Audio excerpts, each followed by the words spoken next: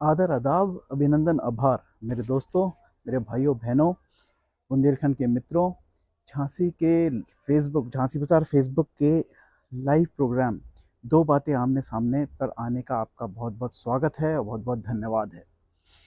तो आपको आज का जैसे कि मालूम पड़ी होगा गया होगा, आजकल का टॉपिक है हैशटैग बॉयकॉट बॉलीवुड।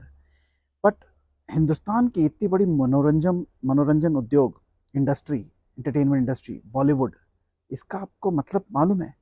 क्या आपको क्लियर है कि बॉलीवुड है क्या इंडिया के लिए? तो आपको मैं थोड़ी सी जानकारी देता हूँ। सर, मैं उस इंडस्ट्री की बात कर रहा हूँ जो हॉलीवुड से 11 वर्ष पहले यानी 1899 में बॉलीवुड स्थापित हो गई थी। जी हाँ, 1899 में 11 वर्ष पहले हॉलीवुड के बॉलीवुड इंडियन फिल्म इंडस्ट्री स्थापित हो गई थी। और 2004 में ये दो चीजों में आगे निकल गई थी हॉलीवुड से। एक, नंबर ऑफ फिल्म्स बनाने की क्षमता, यानी 1000 नंबर ऑफ मूवीज ये बनाती है हर साल, जबकि हॉलीवुड बनाता है सिर्फ 500 मूवीज। डबल का फर्क है। एवरेज तौर पे, औसतन तौर पे आपका बॉलीवुड 1000 मूवीज बनाता है एक सालाना और हॉलीवुड सिर्फ 500 मूवीज बनाता है। अगर आप दर्शक के तौर पे देखें, व्यूअरशिप के हिसाब से, तो 303 बिलियन लोग, 303 बिलियन लोग उसको वर्ल्ड वाइड देखते हैं, किसको? बॉलीवुड को।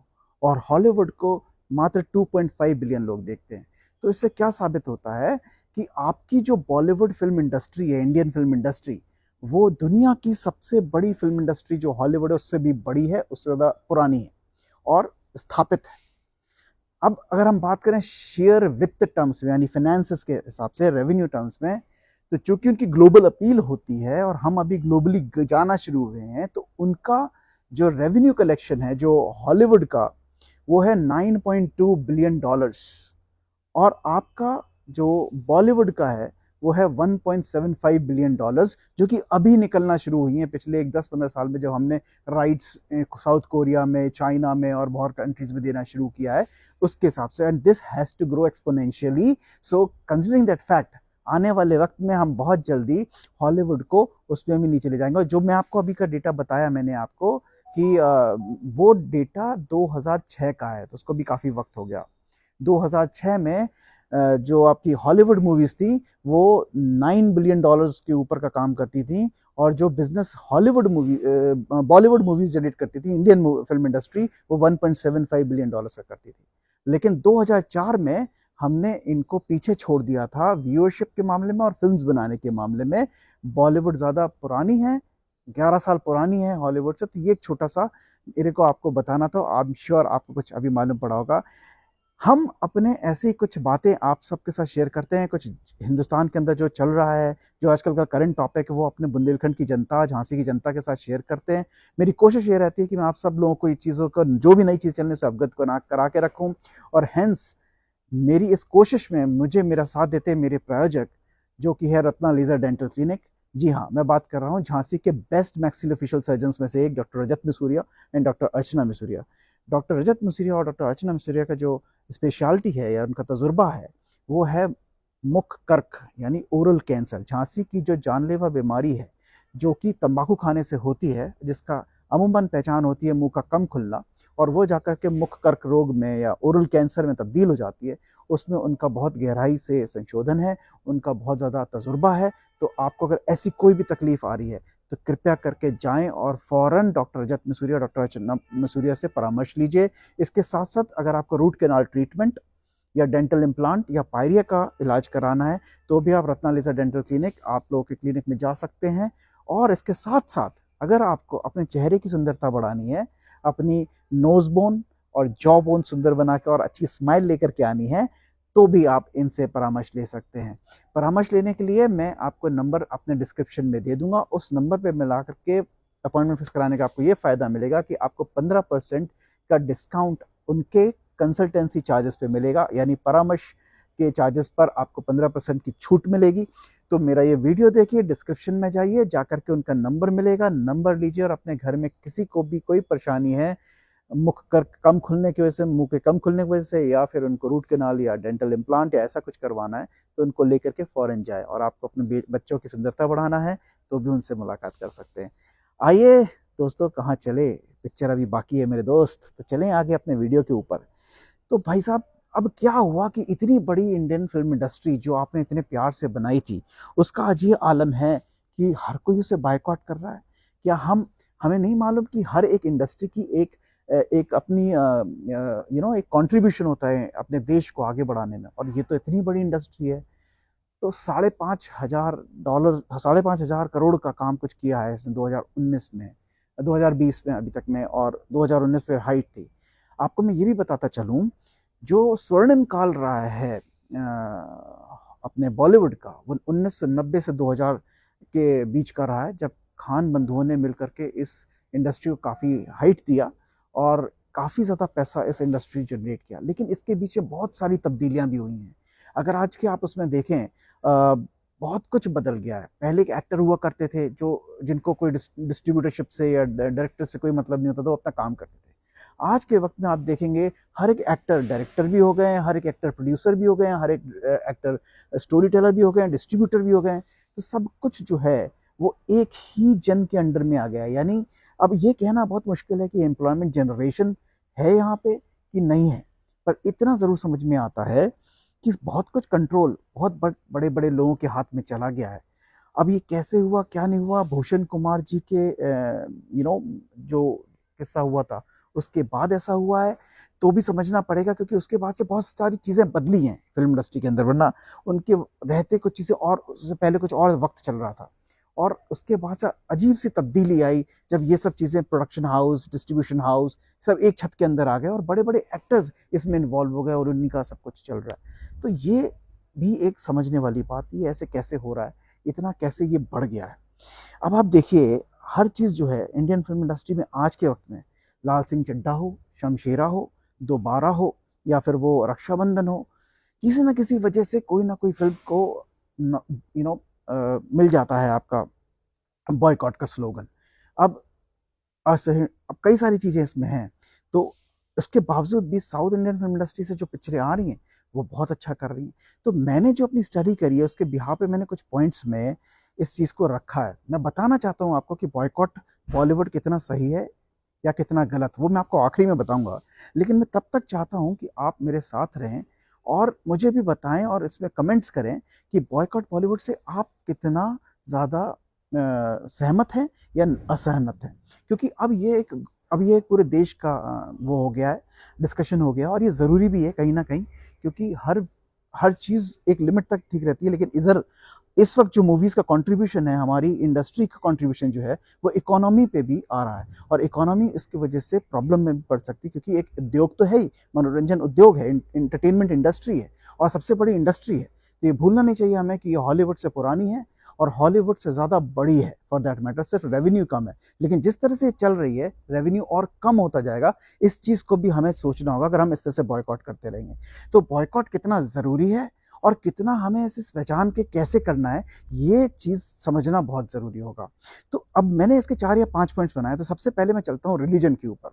अब देखिए, ये बड़ा संवेदनशील पॉइंट है, मैं लेकिन फिर भी बोलूँगा आप लोगों से, क्योंकि मुझे नहीं लगता कि मैं ना मेरी कोई इच्छा है किसी के रिलीजन पे हानि करने की या इरादा है। तो मैं अपनी आपको बहुत उसमें बोल रहा हूँ। आई होप आप सब मैच्योर लोग हैं जो मेरी बात समझेंगे, आप वयस्क लोग हैं, बड़े लोग हैं, आप ये बात समझेंगे और इसे किसी दृष्टि से उस तरह से नहीं सोचेंगे कि मैं किसी रिलीजन को प्रमोट कर रहा हूँ या किसी रिलीजन की मानहानि कर रहा हूँ।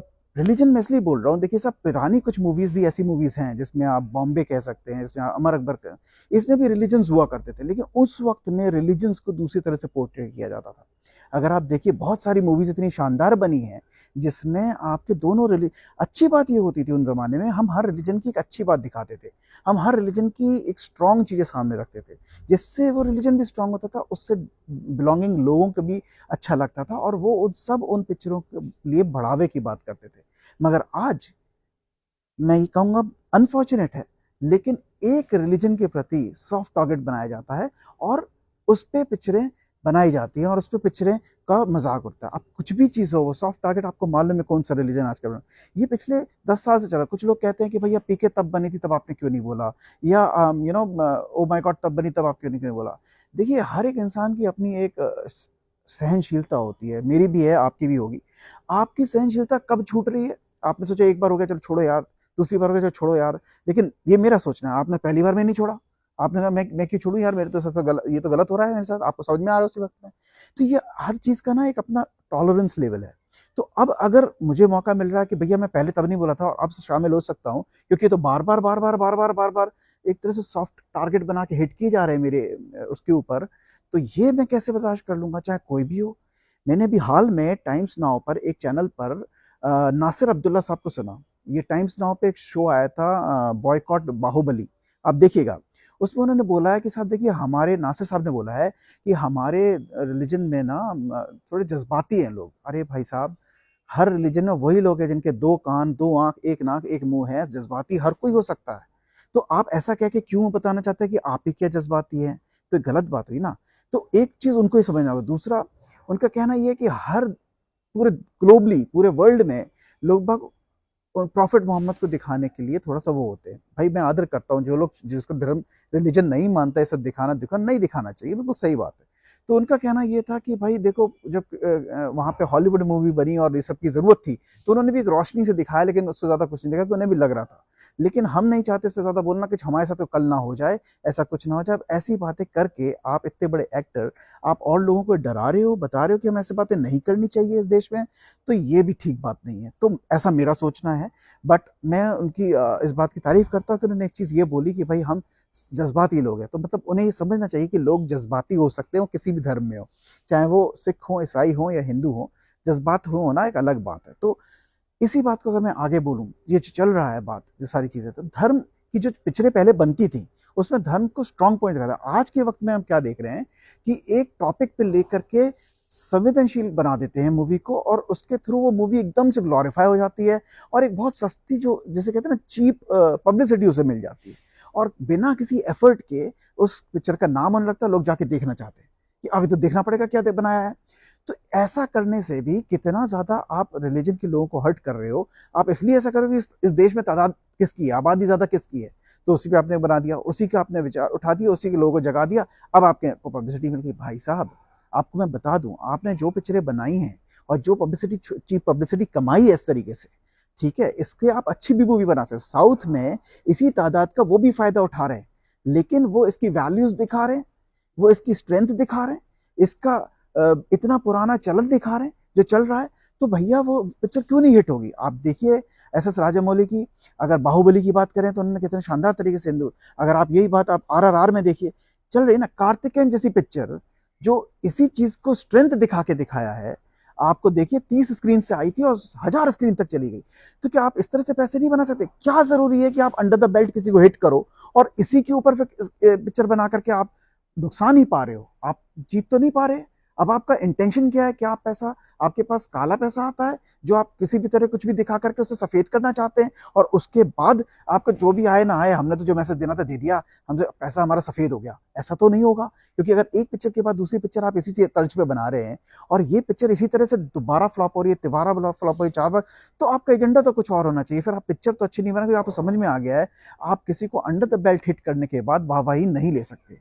ठीक है, तो मैं इतना ही बोलूंगा रिलीजन पे। अगर आपको रिलीजन दिखाना है, स्ट्रॉन्ग पॉइंट्स दिखाइए साहब, मुझे कोई प्रॉब्लम नहीं है। मैं प्रॉफिट मोहम्मद की भी जानकारी लेना चाहता हूँ, अगर दिखाया जा सके तो। मैं ये नहीं कहता अगर वो मना करते तो बिल्कुल मत दिखाइए, मैं पढ़ लूंगा।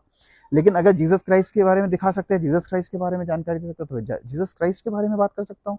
मेरा पॉइंट सिर्फ इतना है कि आपको सिर्फ वो दिखाना चाहिए जिससे आप गेन कर रहे हैं strength of the religion, not the weakness of the religion. Let's not, हमारा देश बहुत सारे बहुमुखी, बहुसंख्यक लोगों का, बहुसंख्यक धर्मों का वो है, जिसकी जो स्ट्रेंथ अगर हम मिला करके उस पिक्चर को सामने लाएंगे तो उस पिक्चर।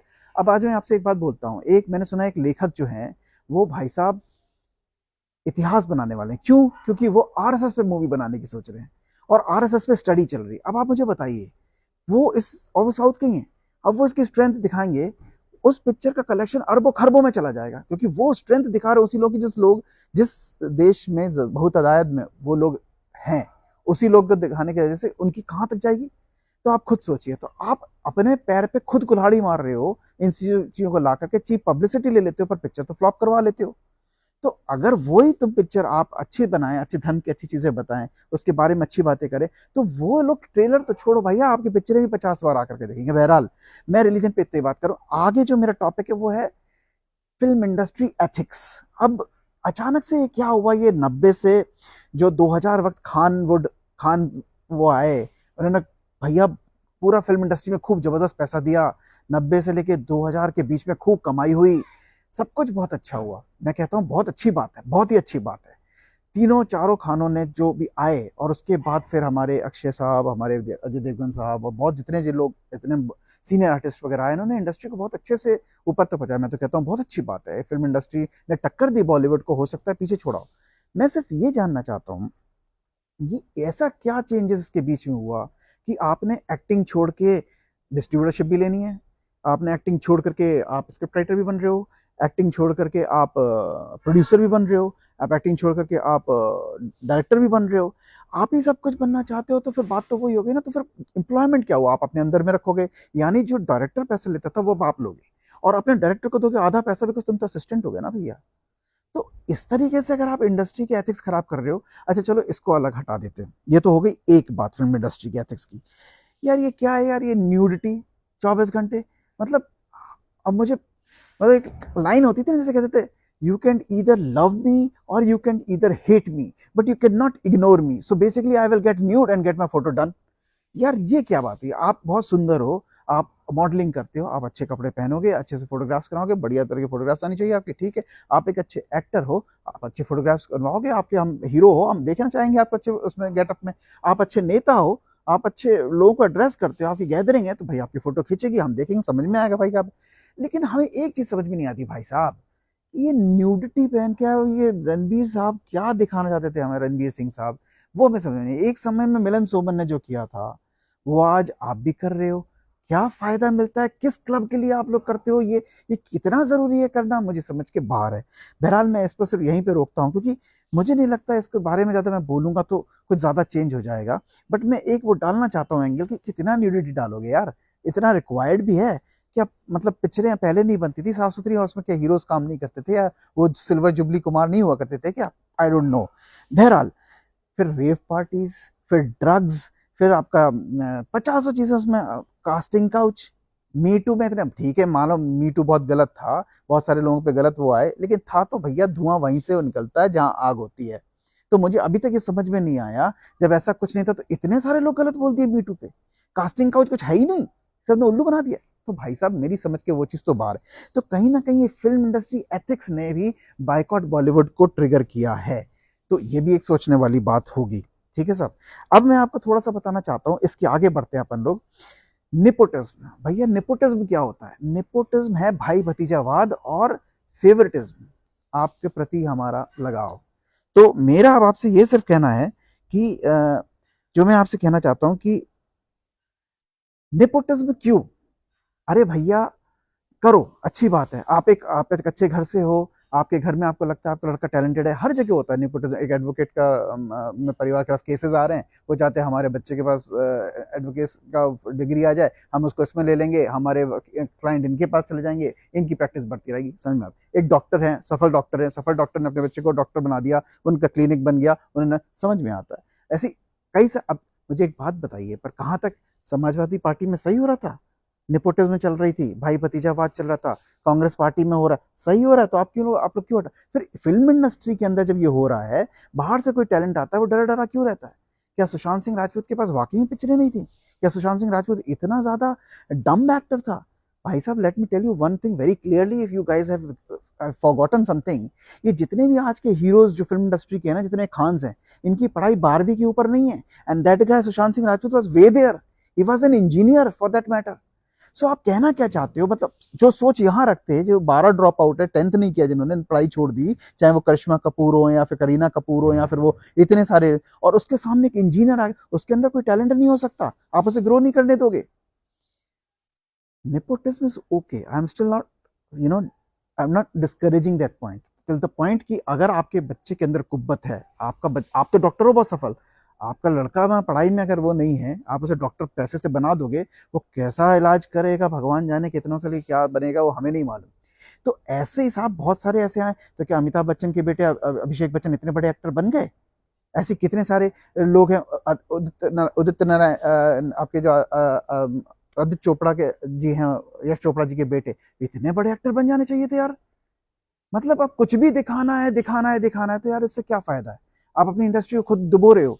और बाहर से जो फ्रेश टैलेंट आएगा, वो फ्रेश चीजें लेके, फ्रेश एनर्जी लेके आएगा, फ्रेश सोच लेके आएगा। आपको तो वही लोगों के साथ बैठना है, वही गांजा चरस, वही सब कुछ। तो नए डायमेंशन कहाँ से आएंगे भाई?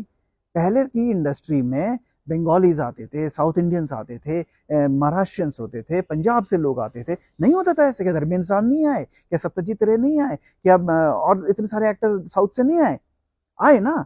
तो इंडस्ट्री को एक फ्लेवर मिला, फ्लेवर मिला, तो एक एक जिसे कहते हैं ना आपका, एक डेवलपमेंट हुआ इंडस्ट्री का overall. That is required, right? But it's not happening as of now. Why? Because of nepotism. जय हो करण जौहर महाराज की। बहरहाल, अब इसको छोड़ देते हैं, इससे भी आगे बढ़ते हैं। अब मैं आऊंगा आपको ये बात करने की, कंटेंट और स्टार सेंट्रिक। अब यार मेरी समझ में नहीं आती कि आजकल क्या हो गया लोगों को, ये कंटेंट इन लोगों को मिलता नहीं क्या? मतलब इससे अच्छी चीजें ना तो ओटीटी पे बन रही हैं यार। तो क्यों जाएगा? जब सिनेमा सबके पास जेब में पहुंच गया है, तो मैं घर बैठ करके सिनेमा नहीं देखूंगा? 500 रुपए का टिकट खरीदूं, इंटरवल पे जाकर के साला फिर 700 रुपए का, 500 रुपए का और खर्चा करूं, 1000 रुपए देख के क्या आया? बाबा जी का ठुल्लू। यार क्यों देखूंगा? तो इससे अच्छा घर पे बैठ के देखो। तो भैया, मनोरंजन हमारे पास जगह जगह पहुंच रहा है, छोटे से फंतड़ू की वजह से। इसकी वजह से मैं आपसे बात कर रहा हूँ। तो फिर मैं हॉल में जाकर के, एक तो साले वैसे भी सिंगल सिनेमा आपने मार दिए जो छोटे टिकट के होते थे, अब आगे मल्टीप्लेक्सेस। अब मल्टीप्लेक्सेस का तो खर्चा है, वो भी निकालना आप ही से है। तो भाई साहब, पैसे भी तो, और कंटेंट हम वही दिखाएंगे। एक हीरो ने मुक्का मारा तो 10 लोग इधर गिरे। अरे यार कितना फिटनेस दिखाओगे भैया सलमान साहब? आज बहुत लोग हैं आपसे ज्यादा अच्छे फिटनेस वाले। देखा आपका फिटनेस बहुत अच्छा था, बहुत बढ़िया था, तारीफ हुई, आपको जिंदगी भर तारीफ मिलेगी भैया, लोग बात फॉलो करेंगे आपको, क्योंकि आपने फिटनेस ट्रेंड शुरू किया। पर अब बस भी करो यार, कितना इस उम्र में भी फिटनेस दिखा रहे हो, इस उम्र में भी शर्ट उतार देते हो। उतारो, अगर आपको अच्छा चल रहा है, लोगों को अच्छा लगता है, हमें तो उससे भी कोई प्रॉब्लम नहीं, आप उतारो। पर कहने का मेरा मतलब ये है कि कब तक हमें का अरे यार हो गई एक पीके, हो गई यार एक थ्री इडियट्स, अब कितना चाहते हो यार? और कितना से थोड़ा कुछ नया लाओ ना, तुम लोग वेटरन एक्टर्स हो। अब वही शाहरुख खान वही करते रहेंगे, या ये तो क्या कब तक चलेगा? तुम वही कर रहे हो। क्या हमने बजरंगी भाईजान में सलमान खान को पसंद नहीं किया? इतनी चली पिक्चर, कोई कमी थी क्या? आमिर खान को और पिक्चरों में जो तारे जमीन पर क्या पसंद नहीं किया हमने? क्या इन लोग को सपोर्टिंग रोल समझ में नहीं आते? ये इनको हीरो में ही बनाना वो रहता है? क्या शाहरुख खान को हमने चक दे इंडिया में नहीं पसंद किया? तो भैया फिर तुम वो क्यों नहीं करते हो? क्या चाहते हो कि मतलब, अब जब राजेश खन्ना को और अमिताभ बच्चन जैसे लोगों को आपने उस समय 40-45 में हटा दिया, क्योंकि आप 20-20 साल के आए थे, तो अब अपनी उम्र भी तो देखो, अब आने तो दूसरों को ना भाई। कब तक वही सब करते रहोगे तुम लोग? तो वो समझ। और कंटेंट तो ऐसी चीज है यार जो दिमाग से सोचे। पिक्चरें बनती ही नहीं है साहब। वही यार, एक बात बताओ, सूरज बड़जात्या जी ने पूरे घर के इमोशंस जोड़ दिए थे नदिया के पार में। हैं हम आपके हैं कौन में। सारे इमोशन, चाहे वो भाई बहन का हो, भाई भाई का हो, चाहे वो बाप माँ बाप के बच्चों के साथ हो, या किसी भी यार सर्वेंट से तक, हाउस ओनर तक का रिलेशन जोड़ करके पिक्चरें हिट हुई थी। क्या उनमें दम नहीं थी कि इतनी बड़ी बड़ी हिट हुई? क्या इनसे इनको वो सीख नहीं मिलती? फिर भी वही घसा पीटा डायलॉग, बस घिसा पिटा स्टोरी लाइन, जिसमें एक आइटम नंबर, जिसमें एक अच्छे लोकेल्स पे शूटिंग, एक बोर हो जाते हैं यार। कितना देखोगे भाई, कितना देखोगे? तो मतलब कुछ नया डालो। है अभी अभी देखो, अब आप कितनी सारी चीजें नई हो रही है। मतलब आप ये देखिए कि हम देखना चाहते हैं mission Kashmir, sorry mission Kashmir, Kashmir files. एक एक जीता जागता वो है, मतलब एग्जाम्पल जिसे कह सकते हैं। लोग बागों को मालूम ही था इसके बारे में। बंदे ने सोच के दिखाया, सोच के लाया, और स्टोरी सबके सामने रखी, तथ्यों पे रखी, और इतनी बड़ी हिट हो गई कश्मीर फाइल्स। बताइए आप, क्या बुराई है भाई? हमें मालूम है उनके राइट है, अगर फिल्म के थ्रू हमें वो मालूम पड़ती है, अगर मीडिया के थ्रू हमें, वो फिल्म इंडस्ट्री के थ्रू हमें मालूम पड़ती है कहानी, तो बताओ ना, हम पैसे देंगे जाने के लिए। ये देखना चाहता हूँ मैं, फिल्म हॉल में जाकर के, मल्टीप्लेक्सेस में जाकर के, ये देखना चाहता हूँ मैं। इसलिए माल संजीदा है, हर किसी के लेवल की नहीं है, लेकिन जो देश से जुड़े हैं, क्या उनको जानने का अधिकार नहीं क्या हुआ था वहाँ, और उसने इतनी चीजें बनाई? ऐसे ही मतलब कई सारी चीजें आप सोचो, नेशनल एंटी नेशनल में बॉर्डर एक मूवी बनी थी। मुझे मालूम है वो गाना जब रो रहे थे सब बैठे उस पर, तो क्या वो पिक्चरें कंटेंट नहीं देती थी? आज जो आप बिल्कुल वही घिसी पिट्टी बना रहे हो। तो मुझे कहीं लगता है कि यार ये स्टार सेंट्रिक सपोर्टिंग रोल्स खत्म हो गए हैं साहब। बाहुबली को कटप्पा ने क्यों मारा? मुझे लगता है पिक्चर चलने का रीजन साला कटप्पा था। नहीं, आप बताओ, हर कोई पूछा यार क्यों मारा कटप्पा ने, अगली पिक्चर कटप्पा की वजह से चली, just because of Chhichhore losers, 7 losers, कोई एक हीरो नहीं, every 7 shades has different stories to tell.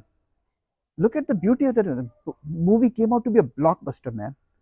और यार थोड़ा पीछे जाओ, थोड़ा पीछे जाओ, हैं ऋषिकेश मुखर्जी, हैं आपके जितने भी लोग हैं आपके, बासु चटर्जी, हैं आपके Shyam Benegal, look at the people. और आज भी देखो ना आप, आज भी देखो आपका ये प्रशांत नील है, आपका सालार बनाई, ठीक है, उसके बाद वो बनाई थी आपका तो अ, आप सोचो, मतलब केजीएफ बनाई है, और ये आपके राजा मौली साहब, भैया RRR है, उसका बाहुबली, अभी तो पता नहीं और वो क्या बनाने वाला। तो आप सोचो कंटेंट की कमी कहाँ है? कुछ सोचना नहीं चाहता। कोई इंडस्ट्री में बैठ के आप ड्रग्स लेकर के, आप अंडर 12 तक पढ़े करके, आप सोचो, आप क्वालिटी, आप जब तक समावेश नहीं लाओगे, दूसरे जगह से लोग नहीं आएंगे, फ्रेश सोच नहीं आएगी। राजीव रानी साहब तो नागपुर से पहुंचे थे भैया, क्या बात कर रहे हो? उनके पास तो होना ही थे ना आइडिया, वो तो पहुंचे थे एक अच्छा काम करने के लिए। अच्छी बात ये है, फॉर्चुनेट है कि वो किसी शिकार नहीं बने और उन्हें मौके बहुत अच्छे मिल गए। पिक्चरें देख लीजिए आप, मुन्ना भाई हैं, 3 इडियट्स हैं, संजू हैं, मुन्ना भाई MBBS में, और लगे रहो मुन्ना भाई, ठीक है, सभी थी, ठीक है। अब अननेसेसरली मतलब आप इस चीज को रोक दोगे तो फिर आप करते रहो भैया, कंटेंट आएगा नहीं आपके पास, फ्रेशनेस आएगी नहीं आपके इंडस्ट्री के अंदर, टैलेंट आप मार दोगे अपने लोगों। आपने ही नहीं पढ़ा जब 12th के ऊपर, तो आपने बच्चों से क्या उम्मीद कर रहे हो वो कितना पढ़ लेंगे और क्या बड़े सोच करके आ जाएंगे और कितनी बड़ी प्रोफेशनल अप्रोच होगी उनकी। तो I think this is something which is hurting the Indian consumer sentiments a lot, with religion, with nepotism, with wrong ethics, everything in place with star and content and everything. I think corona काल के बाद लोगों ने इतना OTT से consume किया है content की, अब सोच बदल गई है, अब कुछ नया चाहिए। और वो नया एकदम से कश्मीर फाइल से मिला था, नतीजा आया सामने। उससे पहले बहुत सारी चीजें अभी, लाल सिंह चड्ढा गई, शमशेर आ गई, आपके दोबारा गई, बहुत सारी चीजें हो गया ये सब। लेकिन मूवी वही देखेगा इंसान जिसमें पहचान होगी एक बॉलीवुड की। एक बात तय है, इज्जत दो, इज्जत लो। अगर आप मुझे इज्जत नहीं दोगे, I will continue to boycott, simple as that. Because आप मेरे को इज्जत दोगे, आप मेरा ट्रस्ट जीतोगे। जब आप मेरा ट्रस्ट जीतोगे, मैं ऑटोमेटिकली आपको वो ट्रस्ट वापस करूंगा। इसमें कोई रॉकेट साइंस नहीं है। आप मेरे आराध्य पे, मेरे उस पर कंटिन्यूस वार करते रहो, कुछ भी कहते रहो, और मैं सुनता रहूं आपको। आप तो आओगे ना, आप क्यों आ रहे हो? तो मैंने छोड़ दिया ना, क्या दिक्कत है? मुझे भी दो, मुझे भी करना, मुझे भी बॉयकॉट करो, कर दिया भैया, लो और बोलो।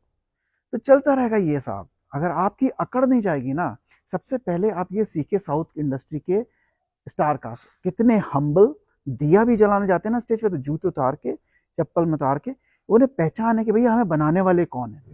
आपको लोगों ने बना दिया और आप इतने सर पे चढ़ गए हो कि जिन्होंने आपको बनाया आप उनके बारे में भूल गए हो, और यही आपको मार रहा है। क्योंकि जब अब वो आपको नीचे उतारेंगे ना, आप, क्योंकि क्या है था, देखिए भाई साहब, कलाकार ना बहुत संवेदनशील होता है, उसकी ना बहुत ज्यादा अंदर गुचर गुचर होती है, और वो बहुत ही सॉफ्ट आदमी होता है। अगर आप कलाकार हो वाकई में, अगर नहीं हो वैसे भी, मतलब काफी लोग, तो क्या बोलूं, तो सच्चा जो कलाकार हो ना, उसे यहाँ लगेगी, और फिर उसका सब टेम्परामेंट सब हिल जाएगा, उसकी सारी सोच बिगड़ जाएगी, उसकी एक्टिंग बिगड़ जाएगी, उसकी लेखिका बिगड़ जाएगी, उसका डायरेक्शन बिगड़ जाएगा, सब कुछ बिगड़ जाएगा। इसलिए भैया सोच करो अच्छी, हो जाओ हम्बल, आ जाओ जमीन पर, करो नमन, जिसने आपको बनाया है उसको करो थैंक यू। और इस बात को समझ लो, इस देश में रहना है तो सनातन देश है, बहुत पुराना देश है आपका, आपको वैल्यूज दिखाने में गर्व की अनुभूति होनी चाहिए, ठीक है। आपके आपकी संस्कृति दिखाने में, आपका आपका 1000 वर्ष पुराना वो है, संस्कृति है। आप छोटे मोटे नहीं हो, दुनिया पहचानती है आपको, आप ही नहीं पहचानना चाहते, ऐसे कमाल की बात, राइट। तो मेरा कहना सिर्फ इतना है, मैं इधर पे बंद करूंगा अपना ये टॉपिक, कि मैं बॉयकॉट बॉलीवुड, मुझे लगता नहीं कितना सही है, मुझे लगता नहीं कितना सही है, कितना सही नहीं है, कितना सही है, मैं आप सब पे छोड़ता हूँ। जितनी चीजें मैंने बोली हैं, चाहे नेपोटिज्म हो, चाहे वो एथिक्स हो, रॉन्ग एथिक्स हो, या फिर वो स्टार सेंट्रिक और कंटेंट रिलेटेड हो, या फिर वो निपोट, या फिर वो रॉन्ग एथिक्स हो, या फिर वो रिलीजन कंसर्न हो, इसके चलते बॉयकॉट हो रहा है। Sushant Singh Rajput was a very big loss for this film industry, और उसकी वजह से ये बॉयकॉट बॉलीवुड का अभियान और ज़्यादा तेज हुआ। बट मेरा सिर्फ इतना ही कहना है बॉस, अभी भी वक्त है। आपने ये जो इंडस्ट्री, इतनी सुंदर इंडस्ट्री बनाई है, इसके लिए कुछ करिए। Be humble, be thankful to the people. इस अपनी तादाद का, अपनी आबादी का, जो भारत देश की आबादी है, इसमें आपका जो कल्चर है उसको अपना स्ट्रांग पॉइंट बनाइए, उसको लेके आगे चलिए। और मैं ये नहीं कह रहा कि उसमें आप और धर्म नहीं मिलाइए, और धर्म की खूबसूरती डालिए। मिल के जो प्रोडक्ट बनेगा ना, वो गजब का बनेगा, और उससे आप अपनी इंडस्ट्री को विकसित करोगे, बड़ा करोगे, और लोगों को बुला पाओगे। इतना ही कहना चाहूंगा। आज के लिए बहुत बहुत शुक्रिया, आपने मुझे समय दिया इतना सुनने के लिए। पर मैं उम्मीद करता हूँ कि ऐसे ही आप मेरे साथ जुड़े रहेंगे। झांसी बाजार पेज को, फेसबुक पेज को, इंस्टाग्राम को, यूट्यूब चैनल को, सबको फॉलो करेंगे। और हर शाम 5 बजे रविवार मैं आपसे फिर दोबारा मिलने आऊंगा, किसी नए टॉपिक के साथ बात जरूर होगी। धन्यवाद, थैंक यू।